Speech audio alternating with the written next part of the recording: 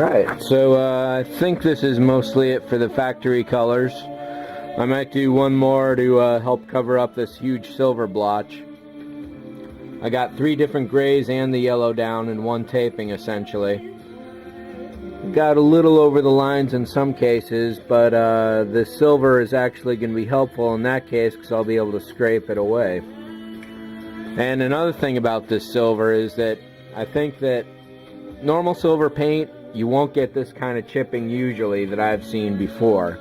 However, this is a very special metallic metallizer kind of silver, and that has some extra juice in it. And it's that which caused all the poor adhesion, basically. However, if this were any other model, I'd say this was a ruined paint job. However, because it's this particular model, and I want it to be as beat up as possible, I think it definitely works. So the yellow tail fins are going to be getting some black checkerboards coming up next.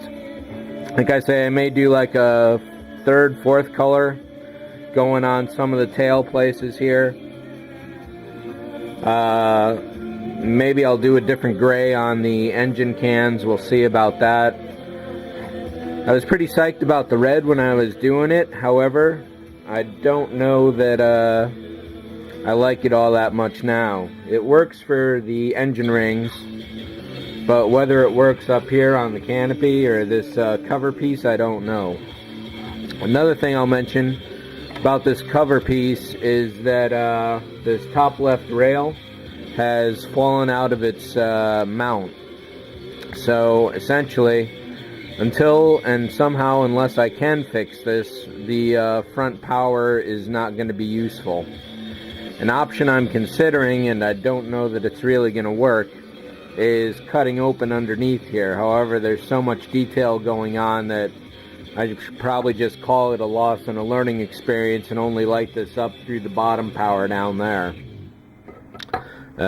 What else here? Yeah, let me flip it over a second.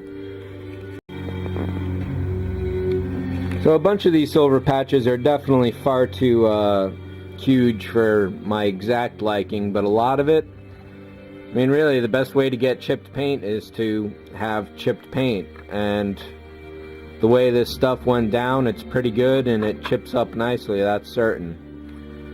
And it certainly has a good realistic effect. A little more overspray, but that can be scratched away as well.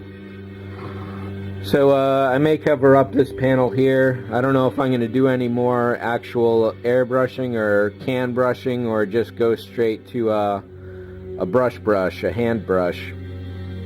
So we'll see about that, because I really don't want to rip up too much more paint. But at the same time, I may not have too many options. So I knew the blue and the grays and the white would go together really well. I wasn't sure about the red, and I'm still not sure about that. Maybe it's just too much for the canopy. If I do some more dressing on that to get rid of some of the red. The yellow, maybe a slightly different yellow would have worked together. This was just convenient in the can yellow. I've been fighting having to go to the airbrush, but I will have to eventually anyway. Maybe this will be one of the last models I actually can brush. This part isn't going to get glued on until the very last, if I can actually pull it out of there, if it needs to be glued on at all. So I'm going to do a second color on this, maybe the yellow or just a gray. We'll see about that. And in doing some basic research on aircraft fighters, or fighter aircrafts, or however you want to call them, I found some really good reference there, and basically I'll be doing lots of little like eject decals and warning symbols and all that kind of crap. More than comes with this model. There are a few, but I might go a little overboard. We'll see. Put a number on it, for example. It is a fighter, so it should be numbered, even though I don't think they were in the movies themselves, apart from stripes. So maybe I'll put some stripes on it somewhere. The checkerboards will definitely make the tail fairly unique. Other than that, I think that's about it. These are the basic factory colors. So next up, I'm going to be doing a lot of little spot colors everywhere. And I definitely have to tone down the gloss on this blue. I think a regular scrub brush like this should do a decent job on it after a few seconds. So that's it for this installment. Thanks for watching. See ya. Just a quick addendum. I don't know how different this is going to look on camera, but scuffing down the surface with this green scrubby here definitely changed the character of the blue, and it's much closer to the blue I was originally envisioning. Something of more of a steel or a grayish blue, so I'm definitely happy about that. However, in doing that, the yellow went somewhat green, so I'm going to have to retouch that up. I can still scuff some of that off, maybe scuff it down as well.